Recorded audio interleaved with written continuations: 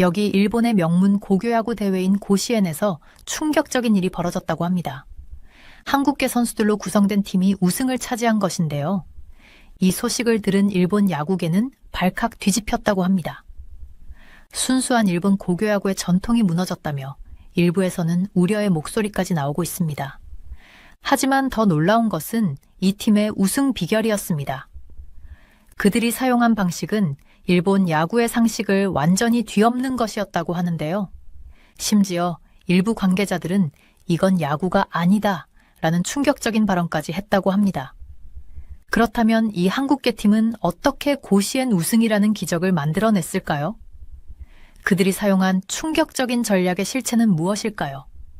그리고 이 사건이 일본 야구계에 던진 파장은 과연 무엇일까요? 고시엔 우승으로 시작된 놀라운 이야기 속으로 함께 들어가 보겠습니다. 고등학교 야구 경기가 제 인생을 바꿀 수 있을 거라고는 생각도 못했지만 2024년 8월에 바로 그런 일이 일어났습니다.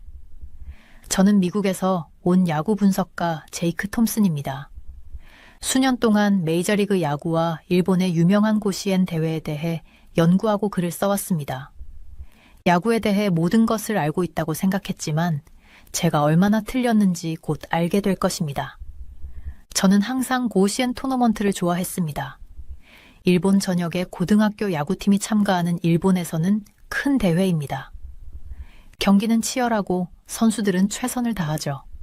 올해는 직접 일본에 가서 경기를 보러 가기로 결심했습니다. 일본에 도착했을 때 날씨는 덥고 끈적끈적했습니다.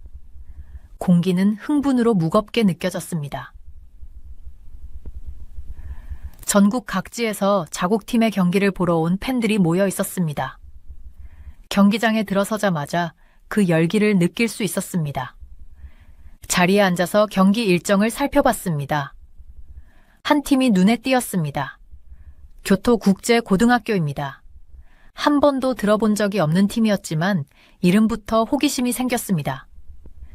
주위에 물어보니 선수들 대부분이 한국계 일본인이라는 사실을 알게 되었습니다. 이례적인 일이라 더욱 흥미롭게 경기를 지켜보게 되었습니다. 그 후 며칠 동안 교토 인터내셔널의 경기를 지켜봤어요. 그들은 가장 크거나 강한 팀은 아니었지만 특별한 무언가가 있었어요. 그들은 정말 진심과 팀워크로 경기를 했어요. 모든 경기가 그들에게 큰 의미가 있다는 것이 분명했습니다. 토너먼트가 진행되면서 교토 인터내셔널은 계속 승리를 거두었습니다. 자신들보다 훨씬 더 잘할 것으로 예상되는 팀들을 이겼죠. 평소에는 분석가로서 중립을 지키려고 노력하지만 저도 모르게 그들을 응원하고 있었습니다. 드디어 챔피언 결정전 시간이 되었습니다. 교토 인터내셔널은 일본 최고의 팀 중 한 팀과 경기를 치르고 있었습니다. 경기장은 꽉 찼고 소음은 엄청났습니다. 제 생각도 거의 들리지 않을 정도였어요. 경기는 시작부터 접전이었습니다. 두 팀 모두 좋은 경기를 펼쳤지만 어느 쪽도 앞서 나가지 못했습니다. 이닝이 거듭될수록 긴장감이 고조되었습니다. 교토 인터내셔널 선수들의 얼굴에서 결연한 의지를 볼 수 있었습니다. 그들은 이 승리를 간절히 원했습니다.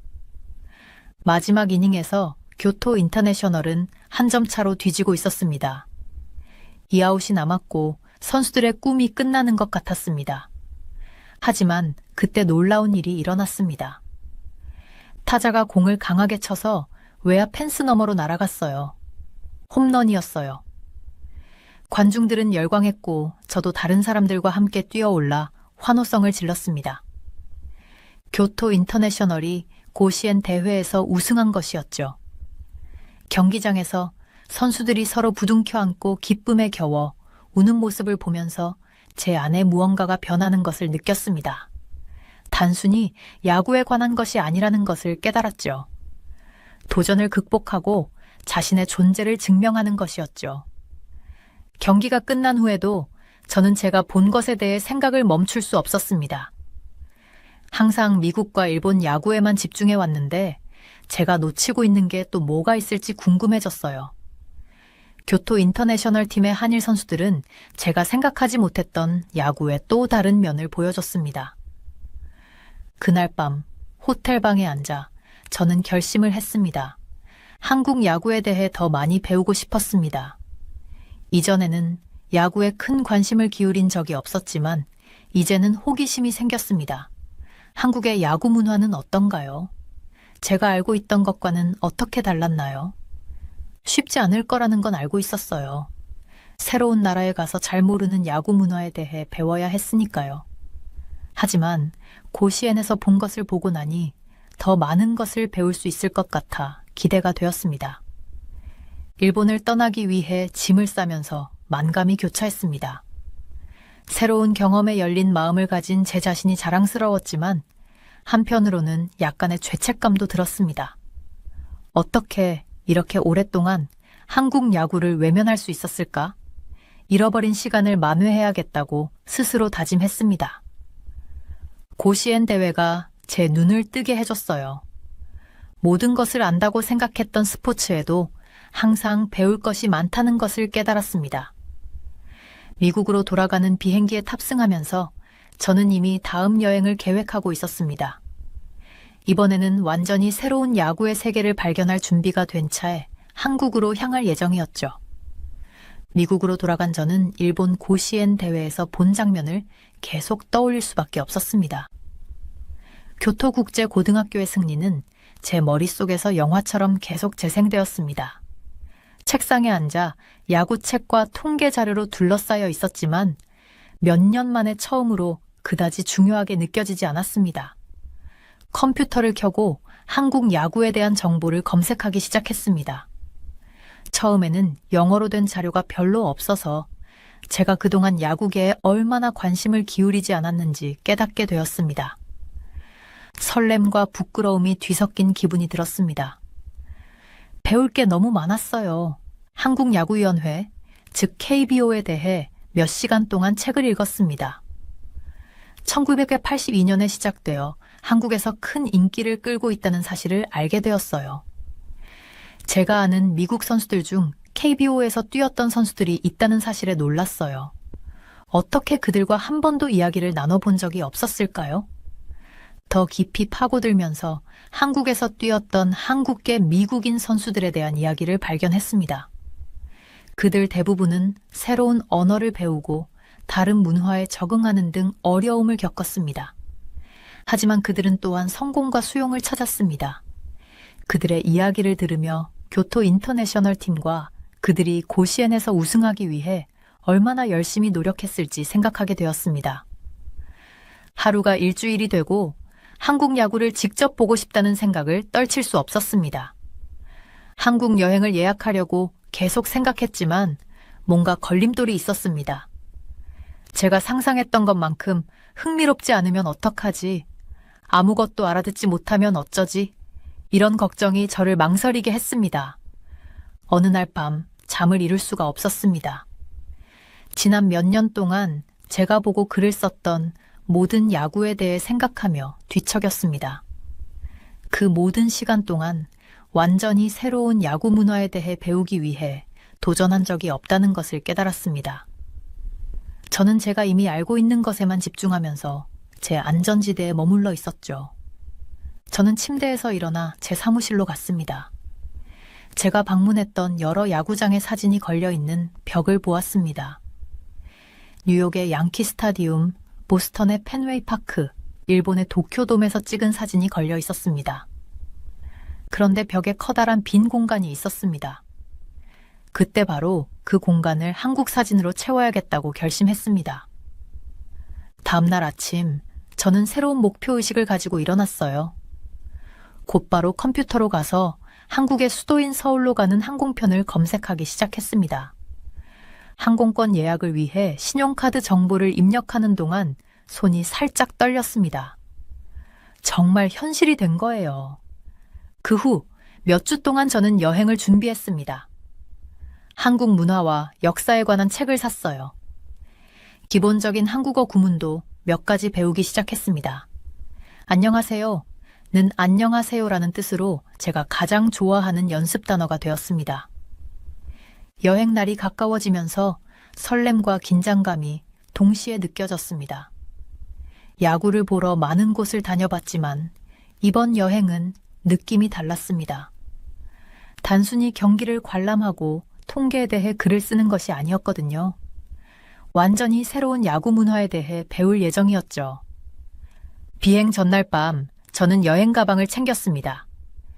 제가 좋아하는 야구 모자와 수첩, 카메라를 넣었습니다. 제가 처음 야구 기자가 되었을 때 할아버지가 주신 작은 공책도 챙겼죠. 할아버지는 그 안에 항상 눈을 뜨고 있으라고 적으셨죠. 야구에는 항상 배울 것이 더 많다라고 적혀 있었죠. 몇 년 동안 보지 않았지만 지금은 그 말이 그 어느 때보다 중요해 보였습니다. 여행 가방 지퍼를 잠그면서 한국에서 보고 배울 수 있는 모든 것에 대해 생각했습니다. 경기장은 다를까? 팬들은 어떻게 응원할까? 선수들은 어떤 모습일까? 궁금한 점이 너무 많았는데 이번엔 그 어떤 것도 답이 나오지 않았어요. 전문가 역할에 익숙했던 저로서는 기분이 묘했어요. 알람을 맞춰놓고 잠을 자려고 했지만 머릿속은 계속 돌아갔어요. 한국 야구장에 앉아 알아들을 수 없는 언어로 응원하는 팬들에게 둘러싸여 있는 제 모습을 상상했습니다. 그 생각은 두렵기도 하고 설레기도 했습니다. 다음 날 아침 일찍 알람이 울리자마자 침대에서 뛰쳐나왔습니다. 드디어 그날이 왔습니다. 준비를 마치고 모든 것이 준비되었는지 다시 한번 확인하면서 만감이 교차했습니다. 제가 잘 알고 있던 야구계를 뒤로하고 미지의 세계로 발을 내딛는다는 생각이 들었습니다. 저는 집을 나서기 전에 마지막으로 아파트를 둘러보았습니다. 제 책상 위에 놓인 야구공이 눈에 들어왔습니다. 어렸을 때 처음 관람했던 메이저리그 경기의 야구공이었죠. 제가 야구를 좋아하게 된 이유를 상기시키기 위해 항상 그 공을 간직하고 있었죠. 충동적으로 그 공을 집어 주머니에 넣었습니다. 새로운 야구를 발견하기 위해 떠날 때 제 야구 역사의 한 부분을 가져가는 것이 옳다고 느꼈기 때문입니다. 문을 잠그고 공항으로 향하면서 저는 심호흡을 했습니다. 한국에서 어떤 것을 발견하게 될지 정확히 알 수는 없었지만 열린 마음으로 최대한 많은 것을 배우기로 결심했습니다. 이번 여행은 단순히 야구를 보기 위한 여행이 아니었습니다. 제가 좋아하는 야구와 전 세계에서 야구를 하는 사람들에 대한 이해를 넓히기 위한 여행이었습니다. 공항으로 향하는 발걸음마다 제 결심은 더욱 강해졌습니다. 저는 야구에 대해 알고 있다고 생각했던 모든 것에 도전할 준비가 되어 있었고 새로운 모험을 할 준비가 되어 있었습니다. 비행기가 서울에 착륙했을 때 제 심장은 빠르게 뛰고 있었습니다. 창밖을 내다보니 도쿄를 조금 연상시키는 하지만 도쿄만의 독특한 느낌이 있는 도시가 보였습니다. 높은 빌딩들이 하늘로 뻗어 있었고 비행기에서 바라본 거리도 사람과 자동차로 북적이는 모습이 보였습니다. 짐을 찾고 세관을 통과한 후 공항 밖으로 나섰습니다. 공기는 습하고 따뜻했으며 낯선 냄새와 소리로 가득했습니다. 한국어로 된 표지판은 사방에 있었고 잠시 길을 잃은 기분이 들었습니다. 하지만 택시 승차장을 보고 기사에게 호텔 이름을 겨우 말할 수 있었습니다. 서울 시내를 달리는 동안 저는 창밖을 계속 바라볼 수밖에 없었습니다. 도시는 정말 활기가 넘쳤어요. 밝은 불빛과 노점상, 그리고 사람들이 사방에 있었어요. 제가 알던 미국 도시와는 달랐지만 흥미진진했어요. 호텔에 도착했을 때는 긴 비행으로 피곤했지만 너무 신나서 잠을 이룰 수 없었습니다. 저는 재빨리 짐을 풀고 동네를 산책하기로 했습니다. 거리로 나서는 순간 저를 미소 짓게 하는 야구 방망이 소리가 들려왔어요. 그 소리를 따라가 보니 작은 공원에서 아이들이 야구를 하고 있었어요. 고무공과 금속 배트를 사용하고 있었지만 열정은 우리 집 아이들과 똑같았어요. 저는 야구에 대한 보편적인 사랑을 느끼며 한참을 지켜보았습니다. 다음 날 아침 일찍 일어나 한국 야구를 탐험하고 싶은 마음이 간절했습니다. 첫 번째 방문지는 두산 베어스의 홈구장인 잠실 야구장이었습니다. 경기장에 다가가자 뜨거운 열기가 느껴졌습니다. 많은 팬들이 팀 유니폼을 입고 현수막을 들고 입구를 향해 몰려들고 있었습니다. 경기장 안으로 들어서자 저는 깜짝 놀랐습니다. 제가 익숙했던 경기장과는 달랐지만 좋은 의미에서 달랐습니다. 좌석이 필드와 더 가까워서 모든 것이 더 친밀하게 느껴졌어요. 그리고 에너지가 넘쳤어요. 경기 시작 전부터 경기장은 흥분으로 들썩이고 있었습니다. 선수들이 워밍업을 위해 경기장에 들어섰을 때 저는 흥미로운 점을 발견했습니다. 선수들의 연습 방식이 제가 보던 것과는 조금 달랐습니다. 선수들의 움직임이 마치 춤을 추는 것처럼 더 유연해 보였습니다. 나중에 누군가에게 물어보기 위해 수첩에 메모를 했습니다. 그리고 경기가 시작되었고 저는 깜짝 놀랐습니다. 미국이나 일본 야구에서 익숙했던 플레이 스타일과는 달랐어요. 타자들은 더 공격적으로 보였고 제가 놓칠 거라고 생각한 공도 스윙했습니다. 주자들도 기회가 있을 때마다 과감하게 도루를 시도했습니다. 하지만 정말 제 눈길을 사로잡은 것은 관중들이었습니다. 미국에서는 팬들이 환호하고 때때로 노래를 부르기도 하지만 이건 차원이 달랐어요. 선수마다 자신만의 특별한 노래가 있었고 타석에 들어서면 관중 전체가 노래를 불렀습니다. 메가폰을 든 치어리더가 이끄는 조직적인 구호도 있었습니다. 단순히 경기를 보는 것이 아니라 하나의 거대한 쇼의 일부가 된 것 같았습니다. 7회 연장전에서 팬들은 미국처럼 Take Me Out to the Ball Game을 부르는 대신 완전히 다른 의식을 시작했습니다. 팬들은 주황색 비닐봉지를 꺼내 쓰레기를 치우기 시작했어요. 그 모든 흥분에도 불구하고 경기장이 얼마나 깨끗한지 놀랐어요. 경기가 진행되면서 저도 그 분위기에 휩싸였어요. 노래 가사도 모르는데도 관중들과 함께 응원하고 있었어요. 흥분은 전염성이 있었어요. 경기가 끝난 후에도 한동안 자리에 앉아 모든 것을 즐기고 있었어요. 살아오면서 많은 야구를 봤지만 이번 경기는 새롭고 흥미진진하게 느껴졌어요. 한국 야구가 미국이나 일본 야구의 카피가 아니라는 것을 깨달았죠. 한국 야구만의 독특한 맛과 특별한 에너지가 있었어요. 경기장을 빠져나오는 길에 작은 가게에 들러 팀 굿즈를 샀어요. 가게 주인이 제가 외국인인 것을 눈치채고 어디서 왔는지 물어보더군요. 제가 미국 야구 분석가라고 말하자 그녀의 눈이 반짝반짝 빛났어요. 그녀는 자신이 좋아하는 선수에 대해 이야기하기 시작했고 경기에 대해 어떻게 생각하는지 물었습니다. 우리는 거의 1시간 동안 이야기를 나눴어요. 두산 베어스의 역사, 유명한 경기와 선수에 대한 이야기를 들려주셨어요. 저는 하나도 놓치고 싶지 않아 열심히 수첩에 메모를 적었습니다. 마침내 경기장을 나와 호텔로 돌아오는 길, 저는 보고 배운 모든 것들로 머릿속이 떠들썩했습니다. 경기 자체도 흥미진진했지만 그 이상이었죠. 팬들, 분위기, 독특한 플레이 스타일 등 모든 것이 경험의 전부였습니다. 한국 야구의 표면만 보고 왔다는 걸 깨달았죠. 배워야 할 것이 훨씬 더 많고, 봐야 할 경기도 훨씬 더 많고, 대화할 사람도 훨씬 더 많았죠. 몇 년 만에 처음으로 다시 초보자가 된 기분이 들었고, 정말 좋았습니다. 그날 밤 호텔방 침대에 누워 잠을 이룰 수가 없었어요.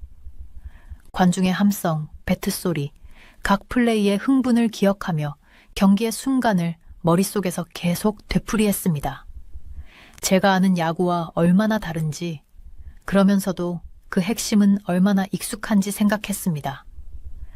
저는 수첩을 꺼내서 궁금한 점을 적기 시작했습니다. 선수들이 왜 그런 식으로 워밍업을 할까요? 응원가와 노래의 배경에는 어떤 역사가 있을까요? 한국 야구의 독특한 스타일은 어떻게 발전했을까요? 글을 쓰면서 저도 모르게 흥분이 솟구쳤습니다. 이번 여행은 단순한 경기 관람 그 이상이 될 것 같았어요. 야구를, 그리고 어쩌면 세상을 완전히 새로운 방식으로 볼 수 있는 기회이자 모험이 될 것 같았죠. 다음 날 어떤 일이 벌어질지 기대가 되었습니다. 서울에서 며칠을 보낸 후 저는 기아 타이거즈의 경기를 보기 위해 광주로 가기로 결정했습니다. 광주는 대한민국 남부에 있는 도시로 그곳에서 야구가 인기가 많다고 들었습니다. 서울에서 기차를 타고 가는 길은 부드럽고 빨랐고 창밖으로 아름다운 한국의 시골 풍경을 바라보며 시간을 보냈습니다. 광주에 도착하자 분위기가 한껏 달아오른 것을 느낄 수 있었어요. 모두가 경기에 대해 이야기하고 있는 것 같았어요. 타이거즈는 NC 다이노스와 경기를 하고 있었고 두 팀 모두에게 중요한 경기였습니다. 저는 타이거즈의 홈구장인 광주 기아 챔피언스 필드로 향했습니다. 경기장에 다다르자 타이거즈의 팀 컬러인 노란색의 바다를 볼 수 있었습니다. 팬들은 노란색 셔츠를 입고 노란색 깃발을 흔들고 있었고 심지어 얼굴에 노란색을 칠한 팬들도 있었습니다. 전 세계 어디에 있든 팬들이 얼마나 열정적인지 새삼 깨닫게 되었어요. 경기장 안으로 들어가서 제 자리를 찾아 자리를 잡았습니다. 분위기는 후끈 달아올랐습니다. 팬들은 경기 시작 전부터 구호를 외치고 노래를 불렀어요. 저는 많은 사람들이 플라스틱 배트를 가져온 것을 발견했습니다. 옆 사람에게 물어보니 팬들이 소리를 내며 팀을 응원하기 위해 플라스틱 배트를 사용한다고 설명해줬어요. 경기가 시작되었고 첫 번째 피치부터 특별한 경기가 될 것임을 알 수 있었습니다.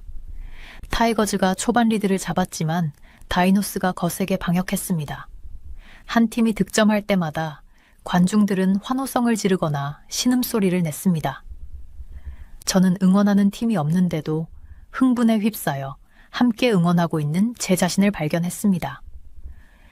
경기가 진행되면서 한국 선수들의 플레이 방식에서 흥미로운 점을 발견했습니다. 한국 선수들은 제가 보던 선수들보다 더 기꺼이 위험을 감수하는 것 같았어요. 도루를 더 자주 시도하고 미국 선수들이 놓칠 수 있는 투구에도 타자들이 스윙을 하곤 했죠.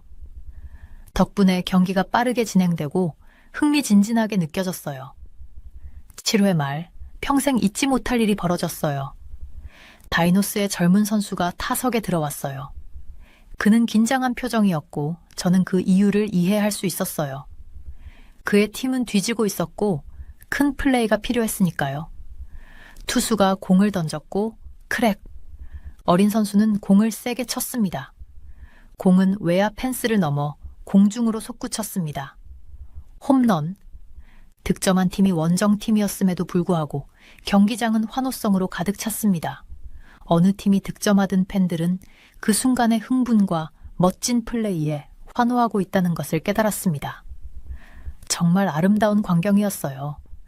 경기는 양 팀이 동점을 이룬 채 마지막 이닝으로 접어들었습니다.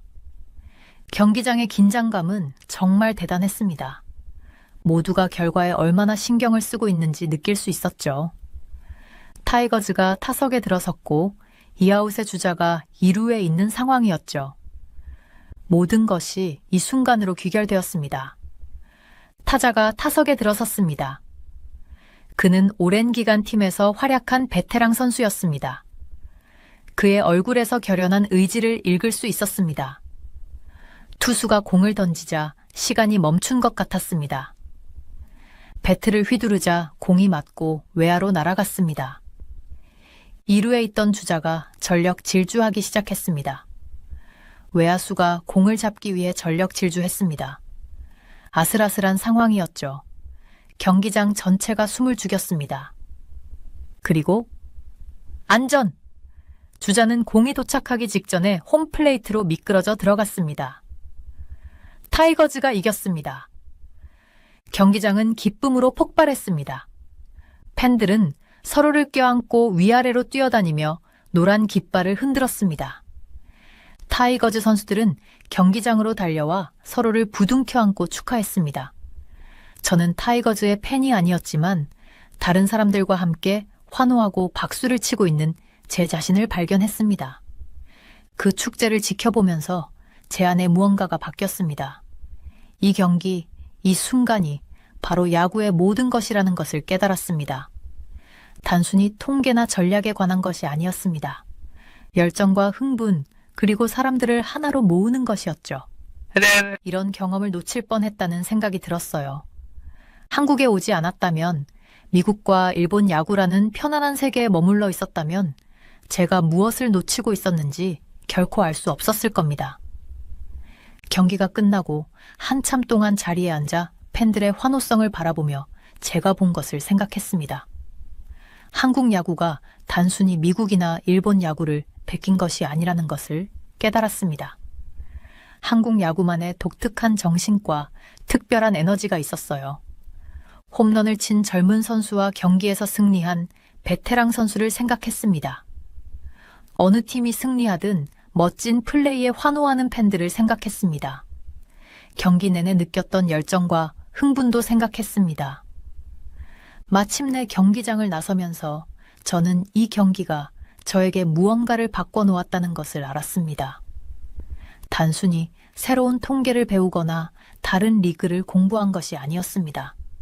야구가 전 세계에서 다양한 방식으로 플레이되고 즐길 수 있다는 것을 이해하게 된 것이죠. 저는 광주 거리를 걸어서 호텔로 돌아왔습니다. 도시는 축제의 열기로 가득했습니다. 어디를 가나 노란 셔츠를 입은 사람들이 경기에 대해 열광적으로 이야기하는 모습을 볼 수 있었습니다. 저는 한 경기나 한 팀보다 더 큰 무언가, 특별한 무언가의 일부가 된 것 같은 기분이 들었습니다. 그날 밤 호텔방에 앉아서 저는 미소를 멈출 수가 없었습니다. 저는 수첩을 들고 제가 보고 느낀 모든 것을 기록하기 위해 글을 쓰기 시작했습니다. 이 게임, 이 경험이 제 커리어와 인생의 전환점이 될 것이라는 것을 알았습니다. 야구와 세상에 대해 배울 것이 훨씬 더 많다는 것을 깨달았죠. 한국이 저에게 또 어떤 놀라움과 경험을 선사할지 기대가 되었습니다. 오랜만에 다시 학생의 마음으로 배우고 발견하고 싶은 열망을 느꼈습니다. 그리고 매 순간이 너무 좋았어요. 광주에서 흥미진진한 경기가 끝난 다음 날, 저는 일찍 일어났습니다. 제 머릿속은 여전히 제가 본 것에 대한 생각으로 윙윙거리고 있었습니다. 한국 야구에 대해 더 자세히 알아야겠다는 생각이 들었고, 왜 한국 야구가 특별하게 느껴졌는지 알아야겠다고 생각했습니다. 저는 지역 야구 박물관을 방문하는 것부터 시작하기로 했습니다. 작지만 흥미로운 것들이 가득했습니다. 오래된 유니폼과 배트, 유명 한국 선수들의 사진이 전시되어 있었어요. 저는 몇 시간 동안 모든 것을 살펴보고 가능한 모든 정보를 읽었습니다.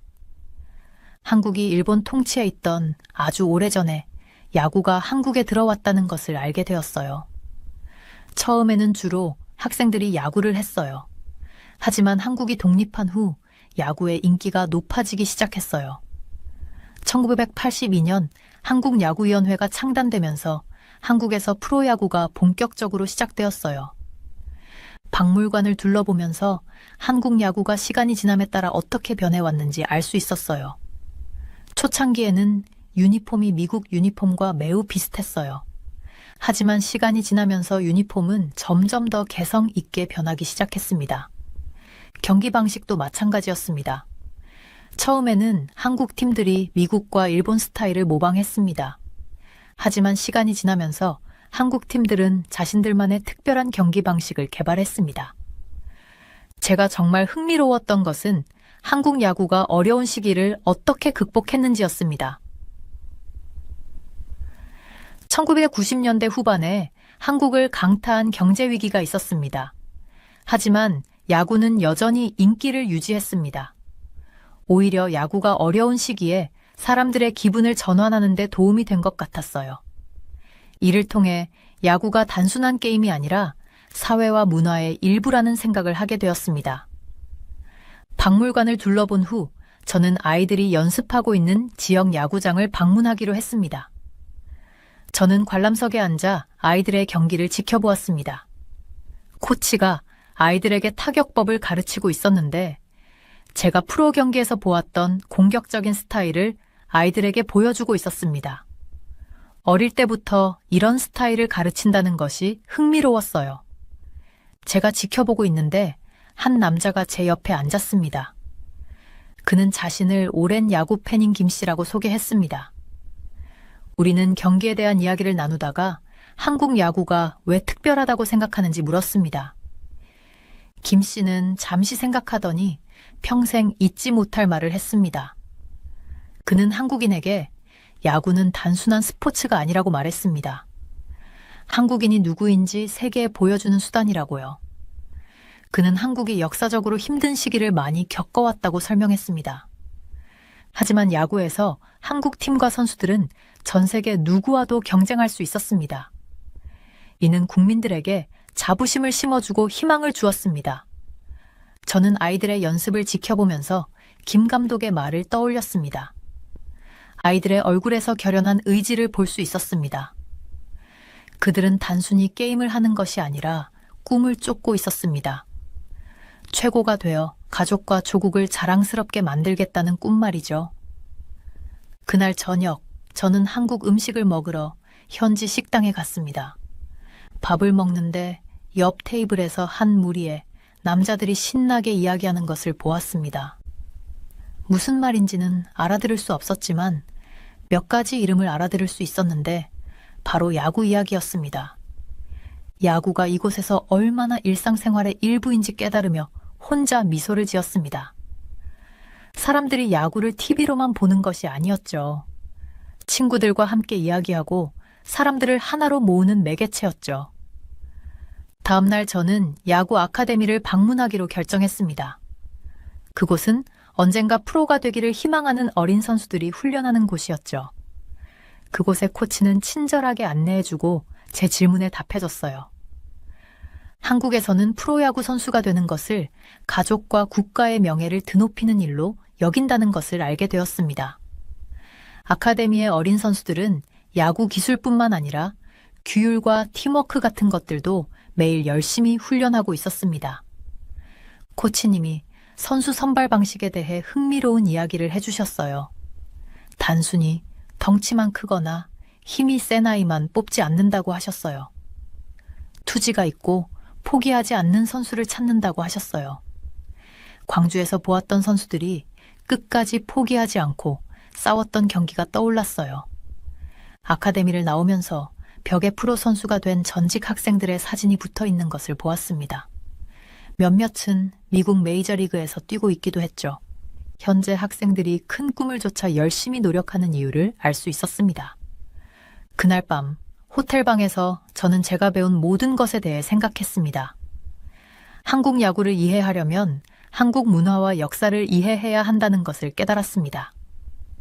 경기 방식, 팬들의 열정, 젊은 선수들의 꿈 등 모든 것이 한민족의 정체성과 연결되어 있었죠. 저는 노트를 펴고 글을 쓰기 시작했습니다. 제가 배운 역사, 만난 사람들, 본 것들에 대해 글을 썼습니다. 글을 쓰면서 더 큰 그림이 보이기 시작한 것 같았어요. 한국 야구는 미국이나 일본 야구의 복사판이 아니었죠. 한국의 역사와 문화에 의해 형성된 한국만의 독특한 것이었죠. 그리고 제 자신에 대해서도 깨달았습니다. 저는 다른 종류의 야구를 배울 수 있을 거라 생각하고 한국에 왔습니다. 하지만 저는 훨씬 더 많은 것을 배웠습니다. 세상을 바라보는 다른 방식, 스포츠가 사람들에게 어떤 의미가 있는지 이해하는 다른 방식에 대해 배우고 있었죠. 그날 밤 잠들면서 또 어떤 것을 발견할 수 있을지 설레는 마음이 들었습니다. 한국에 온 지 얼마 되지 않았지만 벌써 많은 것을 배웠습니다. 앞으로 남은 여행에서 또 어떤 것을 배울 수 있을지 기대가 되었습니다. 그리고 설레는 마음으로 잠자리에 들었습니다. 한국에서의 시간이 끝나갈 무렵 저는 불과 몇 주 전 한국에 도착했을 때와는 완전히 다른 사람이 된 기분이었습니다. 머릿속은 새로운 아이디어로 가득 찼고 제 노트북은 이야기와 관찰한 내용들로 가득 차 있었습니다. 집에 돌아가면 제가 배운 모든 것에 대해 생각해야 할 것이 많다는 것을 알았습니다. 한국에서의 마지막 날, 저는 야구장을 한 번 더 방문하기로 결정했습니다. 이번에는 경기를 보러 가는 것이 아니었습니다. 그냥 텅 빈 관중석에 앉아 제 여정에 대해 생각하고 싶었습니다. 관중석에 앉아 조용한 경기장을 바라보며 한국에서 처음 봤던 경기가 떠올랐습니다. 응원 소리와 노래에 얼마나 혼란스러웠는지 생각했습니다. 이제 그런 것들이 제게는 당연해 보였습니다. 심지어 배운 응원가를 흥얼거리고 있는 저를 발견하기도 했습니다. 열정적인 팬들, 열심히 노력하는 선수들, 헌신적인 코치들 등 제가 만났던 모든 사람들이 떠올랐어요. 그들 모두는 저에게 야구와 한국에 대해 새로운 것을 가르쳐 주었습니다. 야구가 단순한 게임이 아니라는 것을 깨달았습니다. 사람들이 서로 소통하고 조국에 대한 사랑을 표현할 수 있는 방법이었죠. 생각에 잠겨 있을 때 한 무리의 아이들이 경기장으로 들어오는 것을 발견했습니다. 현장 학습을 온 아이들이었는데 선생님이 팀의 역사에 대해 이야기하고 있었어요. 초창기에는 팀이 어려움을 겪었지만 시간이 지남에 따라 어떻게 강해졌는지 설명하는 것을 들었습니다. 많은 어려움에 직면했지만 항상 싸워온 한국이라는 나라에 대해 제가 배웠던 것들이 떠올랐습니다. 경기장을 둘러보며 설레는 마음으로 눈을 크게 뜨고 있는 아이들을 보면서 저는 벅찬 감동을 느꼈습니다. 이들에게 경기장은 단순히 경기만 하는 곳이 아니라는 것을 깨달았습니다. 평범한 사람들이 영웅이 되는 꿈이 실현되는 곳이었죠. 제가 야구를 어떻게 보았는지 생각해 보았습니다. 저에게는 항상 통계와 전략, 경기의 기술적인 부분에만 관심이 있었죠. 하지만 한국에서의 시간은 야구가 훨씬 더 많은 것이 될 수 있다는 것을 보여줬어요. 기쁨과 자부심, 그리고 사람들 간의 연결의 원천이 될 수 있다는 것을요. 마지막으로 경기장을 떠날 때 저는 한국 야구에 대한 새로운 정보 이상의 것을 가지고 떠난다는 것을 알았습니다. 제가 사랑하는 스포츠를 바라보는 새로운 시각, 어쩌면 세상을 바라보는 새로운 시각을 가지고 떠나는 것일지도 모릅니다. 집으로 돌아오는 비행기 안에서 저는 글을 멈출 수 없었습니다. 제가 본 경기, 만난 사람들, 배운 것들에 대해 글을 썼습니다. 하지만 새로운 것을 발견했을 때의 설렘, 언어 장벽에도 불구하고 사람들과 소통할 때의 기쁨, 아직 배워야 할 것이 얼마나 많은지 깨달은 겸손함 등 제가 느낀 감정에 대해서도 썼습니다. 미국에 있는 제 아파트로 돌아왔을 때 모든 것이 똑같아 보였지만 제 느낌은 달랐습니다. 벽에 걸린 미국과 일본 경기장의 사진, 사인이 담긴 야구공, 오래된 티켓 등 야구 관련 기념품을 살펴봤어요. 처음으로 한쪽 벽에 커다란 빈 공간이 있는 것을 발견했습니다. 곧 그 공간을 한국에서의 추억으로 채울 수 있을 거라는 생각에 미소를 지었습니다. 다음 날 저는 다시 일하러 갔습니다. 상사가 여행에 대한 기사를 써달라고 부탁했습니다. 처음에는 어디서부터 시작해야 할지 몰랐습니다. 제가 경험한 모든 것을 어떻게 설명할 수 있을까요? 독자들이 한국 야구의 특별한 정신을 어떻게 이해하도록 도울 수 있을까? 한참을 컴퓨터 앞에 앉아 생각에 잠겼습니다. 그러다 천천히 타이핑을 시작했습니다. 저는 통계나 경기 전략에 대한 글을 쓰지 않았습니다. 대신 팬들의 열정, 선수들의 투지, 야구가 사람들을 하나로 모으는 방식에 대해 썼습니다. 제가 배운 역사와 그것이 한국인의 야구 경기와 관람 방식에 어떤 영향을 미쳤는지에 대해 썼습니다. 글을 쓰면서 제 글이 단순히 한국 야구에 관한 것이 아니라는 것을 깨달았습니다. 열린 마음을 갖고 새로운 것을 기꺼이 배우는 것에 중요성에 관한 것이었습니다. 스포츠가 어떻게 우리가 다른 문화를 이해하고 전 세계 사람들과 소통하는 데 도움이 될 수 있는지에 대한 이야기였죠. 기사를 완성했을 때 저는 뿌듯함을 느꼈습니다. 이전에 썼던 글과는 달랐거든요. 단순한 사실과 수치가 아니라 사람에 대한 이야기, 문화에 대한 이야기, 한 국가의 정신에 대한 이야기였으니까요. 놀랍게도 이 기사는 큰 인기를 끌었습니다. 독자들로부터 야구에 대한 생각이 바뀌었다는 이메일을 받았어요. 심지어 어떤 분들은 직접 한국을 방문하고 싶다고 말하기도 했어요. 그 후 몇 주 동안 저는 야구를 다르게 바라보는 제 자신을 발견했습니다. 경기를 볼 때 단순히 플레이와 스코어만 보는 것이 아니었습니다. 경기의 감정, 문화적 의미, 경기 뒤에 숨겨진 인간적인 이야기를 보게 되었죠. 그래서 한국 관련 기사처럼 다른 나라 야구의 문화적 측면을 탐구하는 기사를 더 많이 쓰기 시작했어요. 어느 날 새 기사를 작성하던 중 제가 처음 야구 기자가 되었을 때 할아버지가 해주신 말씀이 떠올랐어요. 할아버지는 야구는 단순한 경기 그 이상이다. 사람들을 하나로 모으고 이야기를 전달하고 세상을 이해하는 방법이다. 라고 말씀하셨죠. 당시에는 그 말이 무슨 뜻인지 잘 이해하지 못했습니다. 하지만 한국 여행을 마치고 나서야 비로소 이해하게 되었습니다. 한국 여행이 저를 더 나은 야구 분석가로 만든 것이 아니라는 것을 깨달았습니다.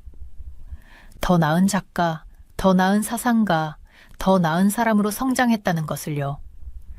저는 표면 너머를 바라보고 다양한 관점을 이해하려고 노력하고 세상의 풍부한 다양성을 인정하는 법을 배웠습니다. 사회 기사를 완성하면서 저는 미래에 대한 설렘을 느꼈습니다. 아직 배워야 할 것이 너무 많고 되어만 해온 야구 문화가 있다는 것을 알았으니까요. 하지만 이제는 모르는 것이 너무 많아서 압도당하는 느낌보다는 앞으로 발견하게 될 모든 것에 대한 설렘이 더 컸습니다.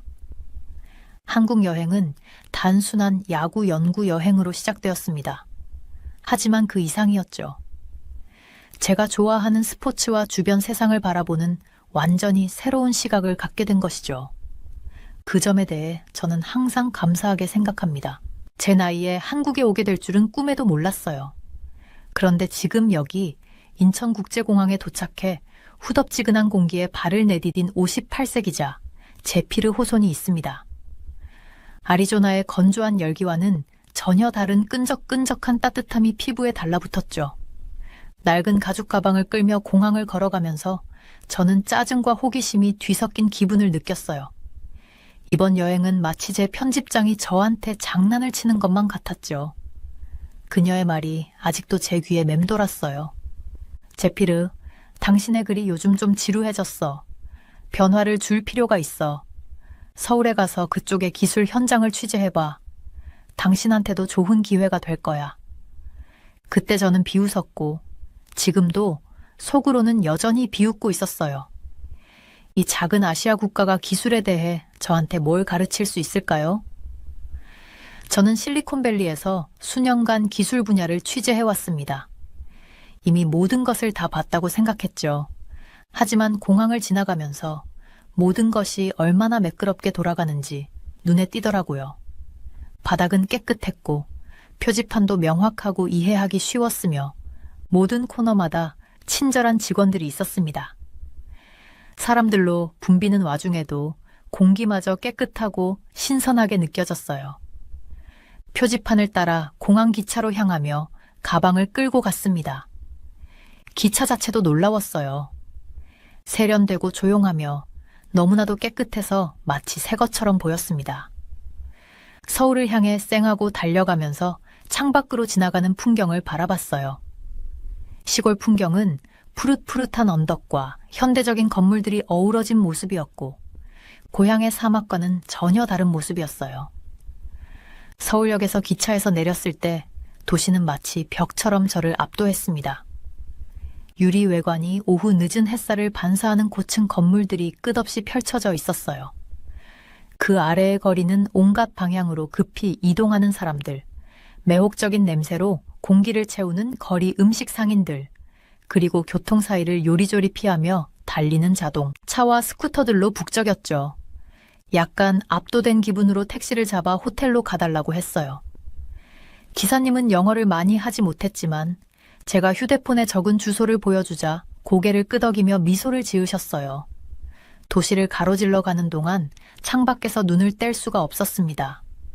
모든 건물마다 거대한 화면이 달려 있어서 밝은 광고와 뉴스 헤드라인이 번쩍이고 있었어요. 마치 거대한 텔레비전 속에 들어온 느낌이었죠. 제가 묵을 호텔은 강남에 있었는데 몇 년 전 그 인기 있는 노래 때문에 들어본 적이 있는 지역이었어요. 호텔 자체는 세련되고 현대적이었고 유리와 광택이 나는 금속으로 가득했죠. 체크인을 하는 동안 주위 사람들은 모두 스마트폰에 푹 빠져 있는 게 눈에 띄었어요. 아마 게임이나 하고 있겠지 하고 저는 혼잣말을 하며 고개를 저었습니다. 방에 들어오자마자 침대에 몸을 던졌는데 시차로 피곤함이 몰려오기 시작했어요. 저는 몇 년째 사용하던 구형 휴대폰을 꺼내 호텔 와이파이에 연결해 보았는데 놀랍게도 즉시 연결되었고 이메일이 믿기지 않을 정도로 빠르게 로드되더라고요. 몇 분 동안 편집장에게 무사히 도착했다고 간단한 메시지를 보낸 후 잠깐 샤워를 하고 저녁 식사를 찾으러 나가기로 했어요. 욕실은 마치 SF 영화에서 나온 것 같았어요. 벽위에는 집에 있는 TV 리모컨보다도 많은 버튼이 달려 있었고 샤워기는 12가지는 되어 보이는 설정이 있었어요. 뜨거운 물이 여행의 피로를 씻어내게 하며 서 있는 동안 저는 내일 있을 일에 대해 생각하게 됐어요. 내일은 가이드를 만나 서울의 기술 현장을 탐험하기 시작할 거예요. 처음엔 꺼려했지만 점점 호기심이 생기기 시작했어요. 어쩌면 이 임무가 그렇게 나쁘지 않을지도 모른다는 생각이 들었어요. 샤워 후에 새 옷으로 갈아입고 동네를 탐험하고 저녁을 찾으러 나섰습니다. 거리는 이제 더 붐비고 있었고 멋지게 차려입은 젊은이들이 웃고 떠들며 밝게 빛나는 식당이나 술집을 오가고 있었어요. 저는 결국 현지인들에게 인기가 많아 보이는 작은 식당에 들어갔어요. 메뉴는 모두 한국어로 되어 있었지만 웨이트리스가 사진을 가리키며 조금 아는 영어로 주문을 도와주었어요. 음식이 나왔을 때 그것은 제가 예전에 집에서 먹어봤던 한국식 바비큐와는 전혀 달랐어요.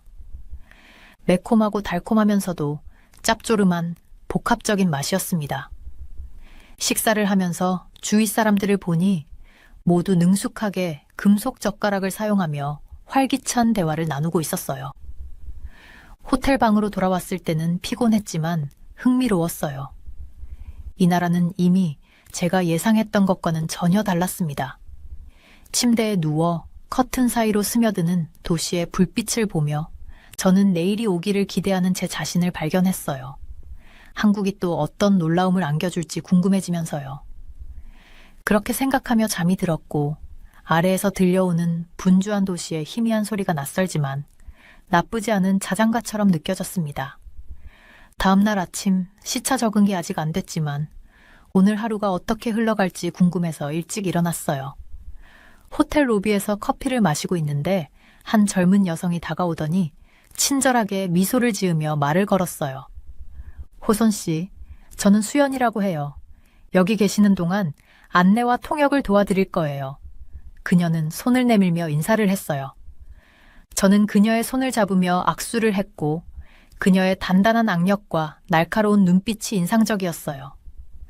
그녀는 30대 초반으로 보였고 서울의 젊은 직장인들 사이에서 흔히 볼 수 있는 스마트한 비즈니스 정장을 입고 있었어요. 진짜 한국을 볼 준비 되셨나요? 그녀가 눈을 반짝이며 물었어요. 저는 의심스러운 마음을 숨기려 했으며 고개를 끄덕였어요. 도대체 그녀가 나에게 뭘 보여주려는 걸까? 내 수십 년간의 경력 동안 보지 못한 게 뭐가 있을까? 우리의 첫 번째 목적지는 서울에서 약 1시간 거리에 있는 수원에 위치한 삼성 디지털 시티였어요. 다가갈수록 그 거대한 규모에 압도당했어요.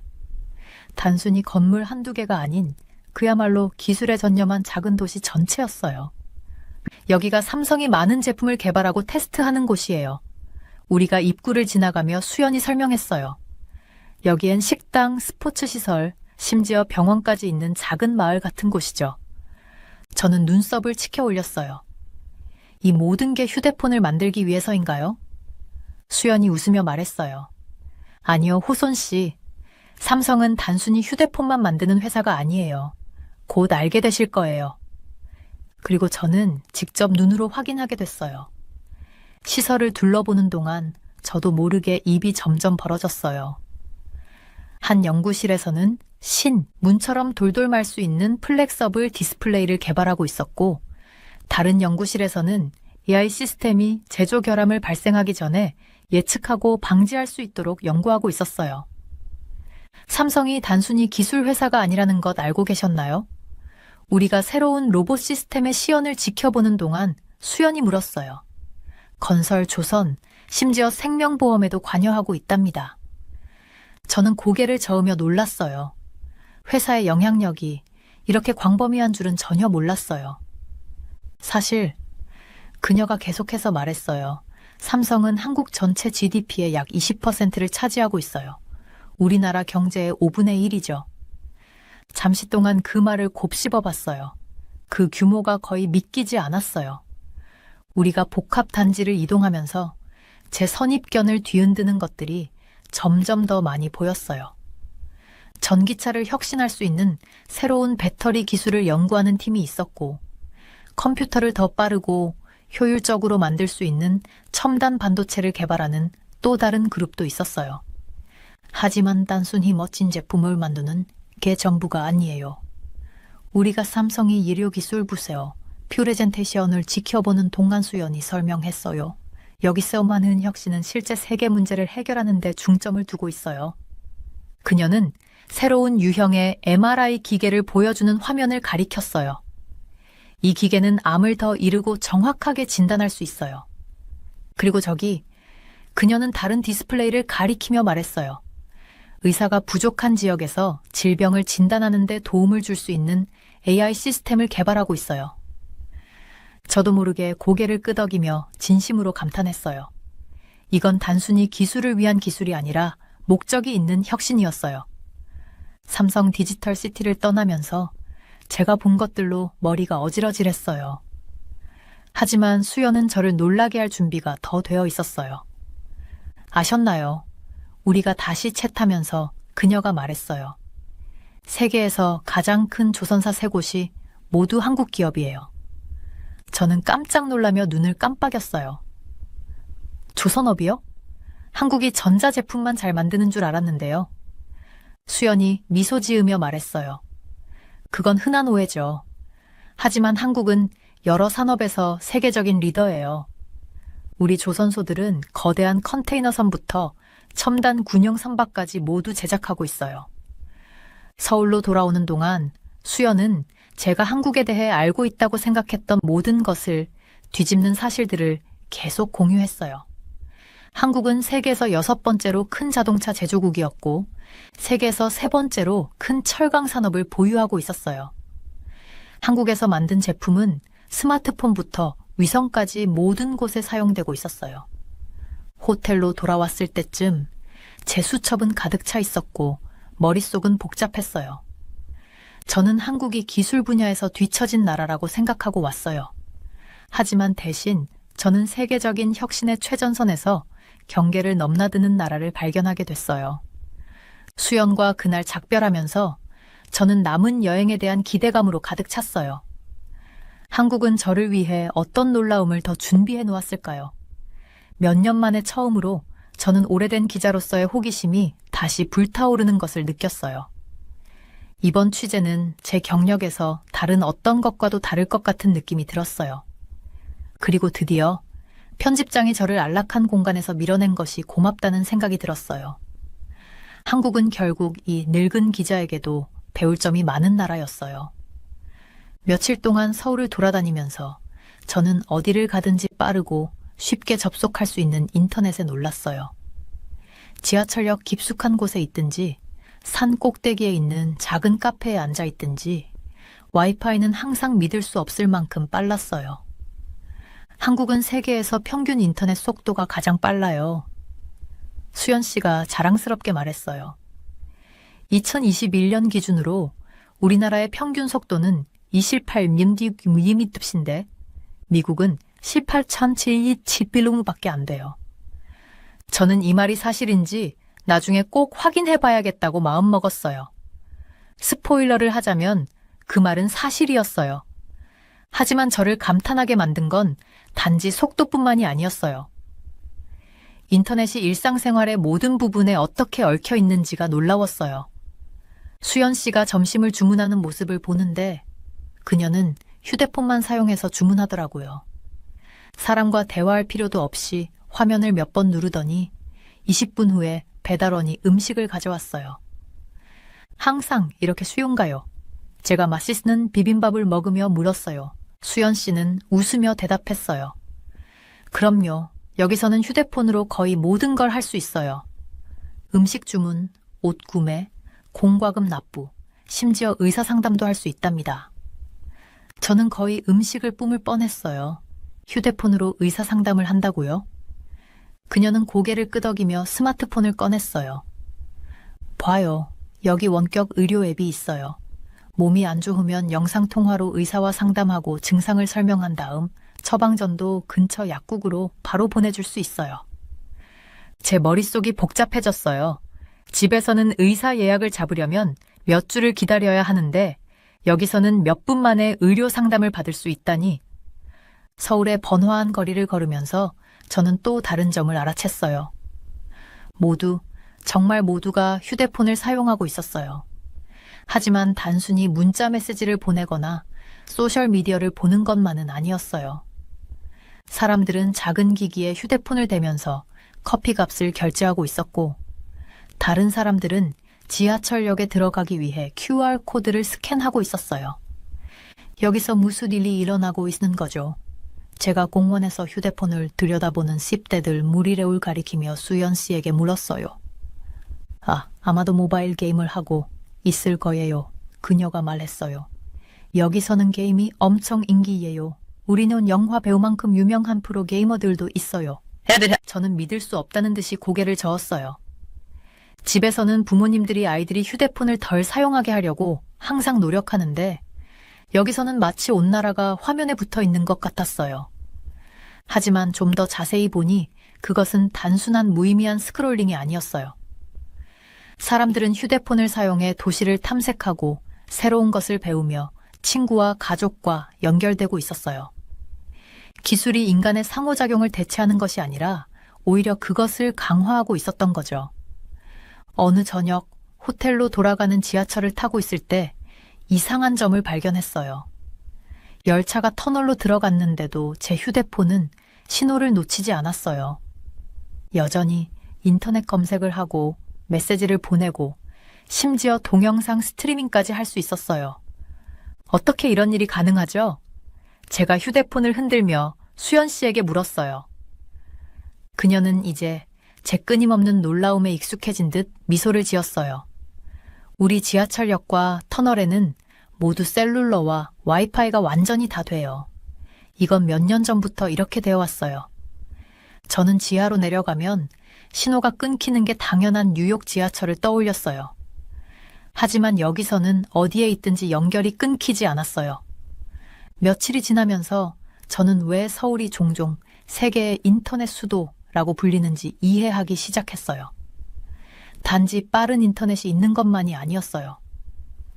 그 인터넷이 삶을 더 쉽고 더 효율적이며 더 연결되게 만드는 방법이었죠. 저는 꽉 찬 쓰레기통을 알림으로 알려주는 스마트 쓰레기통에서 그걸 봤어요. 다음 버스가 언제 도착할지 정확히 보여주는 디지털 표시가 있는 버스 정류장에서도 봤어요. 심지어 로봇이 음식을 서빙하고 테이블을 치우는 식당에서도 봤어요. 어느 날 수연 씨가 저를 시외에 있는 스마트 농장으로 데려갔어요. 여기서는 작물이 수직타워에서 자라고 있었고 성장의 모든 측면이 컴퓨터로 제어되고 있었어요. 빛, 물, 영양소, 모든 것이 최적의 수확량을 내기 위해 정밀하게 관리되고 있었어요.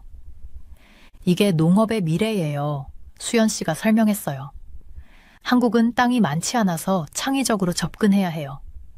이런 스마트 농장은 더 작은 공간에서 더 적은 물과 에너지로 더 많은 음식을 생산할 수 있어요. 로봇팔이 타워에서 잘 익은 딸기를 부드럽게 따는 모습을 보았어요. 마치 공상과학 영화에서 본 장면 같았지만 바로 눈앞에서 일어나고 있는 일이었어요. 농장을 떠나면서 저는 수연 씨에게 말했어요. 솔직히 처음 이 과제를 받았을 때 저는 후진국으로 보내지는 줄 알았어요. 그런데 지금은 마치 미래에 발을 디딘 것 같아요. 수연 씨는 웃었어요. 처음 한국을 방문하는 사람들은 대부분 그런 반응을 보여요. 우리나라는 작지만 많은 기술 분야에서 앞서가고 있어요. 저는 지난 며칠 동안 본 모든 것을 생각하며 고개를 끄덕였어요. 초고속 인터넷, 일상생활에 무리 없이 통합된 기술, 복잡한 문제들에 대한 혁신적인 해결책들. 한국은 단지 디지털 혁명을 따라가는 것만이 아니었어요. 그 혁명을 이끌고 있었죠. 그리고 제가 경험 많은 기자 제피르 호손으로서 세상을 새로운 눈으로 보는 기분이었어요. 서울의 반짝이는 스카이라인이 보이는 도심으로 돌아오는 길에 각 건물은 디지털 생명으로 맥동하는 듯 보였어요. 이 놀라운 나라에서 모든 것을 연결하는 보이지 않는 네트워크의 시각적 표현 같았어요. 저는 아이디어가 넘쳐나는 머리를 가라앉히며 노트를 꺼냈어요. 이건 단지 기술에 관한 이야기가 아니었어요. 미래를 두 팔 벌려 받아들이고 그로 인해 스스로를 글로벌 리더로 변모시킨 한 나라에 대한 이야기였어요. 한국이 저에게 또 어떤 놀라움을 안겨줄지 정말 기대됐어요. 어느 오후 수연 씨가 저를 카이스트, Korea Advanced Institute of Science and Technology, 한국과학기술원에 데려갔어요. 카이스트는 한국에서 가장 우수한 대학 중 하나입니다. 캠퍼스에 들어서자마자 저는 공기 중에 가득한 에너지를 느낄 수 있었어요. 학생들이 여기저기 모여 있는데 그들이 하고 있는 프로젝트는 마치 공상과학 영화에서 막 나온 것처럼 보였어요. 우리 교육 시스템이 너무 빡빡하다고 비판을 많이 받긴 해요. 라고 수연 씨가 걸으면서 말했어요. 하지만 그것도 우리 기술이 이렇게 발전하게 된 큰 이유 중 하나예요. 저는 한 무리의 학생들이 로봇을 만드는 것을 지켜봤어요. 그들은 그 로봇이 노인들을 돌보는 데 도움을 줄 수 있도록 설계되었다고 했어요. 저는 감탄했어요. 여기 있는 발명품들 중 많은 것들이 세상의 실제 문제를 해결하기 위해 만들어진 것 같았거든요. 수연 씨가 흥미로운 사실을 알려주었어요. 선진국 중에서 젊은 성인 중 대학 학위 소지자 비율이 한국이 가장 높다는 거 아세요? 저는 몰랐지만 그게 제가 보고 있는 것들을 설명해 주는 것 같았어요. 우리는 투어를 계속하면서 모든 학생들이 얼마나 집중하고 있는지를 눈여겨보았어요. 우리가 지나가도 그들은 거의 고개를 들지 않았어요. 그것은 제가 한국의 다른 곳에서도 보았던 집중력을 떠올리게 했어요. 우리는 한 무리의 공대 학생들이 발표하는 것을 보기 위해 멈췄어요. 그들은 자신들이 발명한 새로운 종류의 배터리에 대해 설명하고 있었어요. 그 배터리는 지금까지 제가 들어본 어떤 배터리보다 더 많은 에너지를 저장할 수 있고 더 오래 지속될 수 있다고 했어요. 만약 그게 작동한다면 전기차와 스마트폰에 있어서 큰 변화를 가져올 수 있는 것이었어요. 어떻게 이런 걸 생각해냈을까요? 저는 수연 씨에게 물었어요. 그녀는 미소 지으며 말했어요. 한국에서는 어릴 때부터 창의적으로 생각하도록 장려해요. 단순히 사실을 암기하는 게 아니에요. 문제를 해결하고 새로운 아이디어를 내도록 하고 싶어 하죠. 저는 고향의 학교들을 떠올렸어요. 우리도 창의성에 대해 많이 이야기하지만 여기서는 진짜로 그걸 하고 있는 것 같았어요. 다음으로 우리는 컴퓨터 실습실을 방문했어요. 그곳 학생들은 인공지능 프로그램을 개발하고 있었어요. 한 학생은 인간의 감정을 이해하고 반응할 수 있는 AI를 보여줬어요. 또 다른 학생은 음악을 작곡할 수 있는 프로그램을 개발 중이었어요. 정말 놀라운 것들이었어요. 정말 대단하네요. 제가 수연 씨에게 말했어요. 하지만 이 학생들에게는 엄청난 압박이겠죠. 그녀는 고개를 끄덕였어요. 맞아요. 우리 교육 시스템은 정말 경쟁적이에요. 학생들은 오랜 시간 공부하고 종종 밤늦게까지 공부하죠. 힘들지만 그게 우리가 기술을 이렇게 빨리 발전시킬 수 있었던 이유이기도 해요. 저는 양쪽의 면을 모두 이해할 수 있었어요. 결과물은 인상적이었지만 학생들의 복지에 대한 대가는 어떻게 될지 궁금했어요. 캠퍼스를 떠나면서 저는 수연 씨에게 그녀의 학교 시절 경험에 대해 물어봤어요. 그녀는 오랜 시간의 공부, 좋은 대학에 가야 한다는 압박감, 그리고 마침내 합격했을 때의 안도감에 대해 이야기했어요. 힘들었어요. 그녀는 인정했어요. 하지만 제가 이뤄낸 것에 자부심을 느껴요. 그리고 우리나라가 이렇게까지 온 것도 자랑스럽고요. 저는 한국이 불과 몇십 년 만에 얼마나 많이 변했는지 생각했어요. 전쟁으로 황폐해진 가난한 나라에서 기술 강국으로 변한 거죠. 그 과정에서 교육 시스템이 모든 단점에도 불구하고 큰 역할을 했다는 생각이 들었어요. 도시로 돌아오는 길에 우리는 한 고등학교를 지나갔어요. 늦은 오후였지만 교실 안에 학생들이 여전히 열심히 공부하고 있는 것이 보였어요. 아직도 몇 시간은 더 있을 거예요. 수연 씨가 말했어요. 여기서는 정상적인 일이에요. 저는 미국 학생들이 같은 일을 하고 있는 상상을 해보려 했어요. 쉽지 않았어요. 그날 저녁 호텔방에 앉아 메모를 정리하면서 저는 그날 본 것들이 머릿속에서 떠나질 않았어요. 창의성, 노력, 압박감, 놀라운 발명품들. 이 모든 것이 한국의 교육 시스템에 뒤섞여 있었어요. 저는 제 교육과 혁신에 대한 시야가 너무 좁았다는 것을 깨달았어요. 무조건 한 가지 방식만이 옳은 게 아니었어요. 한국은 그들에게 맞는 길을 찾아냈고 그게 제가 익숙한 것과는 다르더라도 효과가 있었어요. 서울의 반짝이는 스카이라인을 창문 너머로 바라보며 저는 이 뛰어난 젊은 두뇌들이 다음에 무엇을 만들어낼지 궁금했어요. 그리고 살짝 흥분되는 기분이 들었어요. 어쩌면 바로 이곳 한국에서 미래가 탄생하는 순간을 목격하고 있는 건지도 모르겠어요. 저는 수연 씨와 함께 아늑한 카페에 앉아 완벽하게 우려낸 라떼를 홀짝이며 약간 압도된 기분을 느꼈어요. 지난 며칠간은 기술적 경이로움과 혁신으로 가득 찬 시간이었어요. 하지만 뭔가 마음 한구석을 계속 찜찜하게 하는 게 있었어요. 뭔가 더 숨겨진 이야기가 있는 것 같았어요. 수연 씨, 제가 무심코 커피를 젓으며 말을 꺼냈어요. 지금까지 본 건 정말 놀라워요. 그런데 정말 모든 게 다 좋기만 한 걸까요? 안 좋은 면은 없나요? 수연 씨의 미소가 조금 사라졌어요. 그녀는 마치 생각을 정리하려는 듯 자신의 컵을 내려다보았어요. 다시 고개를 들었을 때 그녀의 눈에는 약간의 슬픔이 서려 있었어요. 맞아요, 호손 씨. 그녀가 조용히 말했어요. 우리가 보여주지 않는 발전의 또 다른 면이 있어요. 그녀는 한국의 학생들과 직장인들이 직면한 강력한 압박에 대해 이야기해줬어요. 초등학교 나이의 어린 아이들조차 매일 몇 시간씩 학원에 다니며 밤늦게까지 공부해요.